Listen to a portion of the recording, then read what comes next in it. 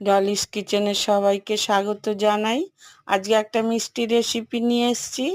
পাউরুটির মিষ্টি বানাবো। প্রথমে শিরাটা বানিয়ে নিলাম।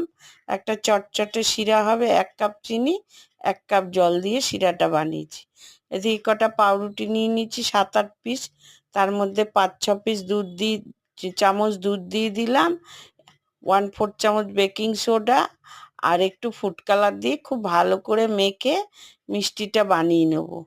মিষ্টি বানিয়ে নিয়ে একটা কড়াইতে বেশ খানিকটা তেল দিয়ে উষ্ণ গরম করে তেলের মধ্যে সব মিষ্টিগুলো দিয়ে দেবো আর একটা সুন্দর কালার করে ভেজে তুলে নেব।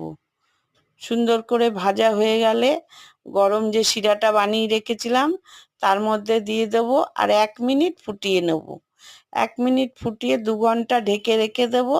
তাহলেই তৈরি হয়ে যাবে দারুণ স্বাদের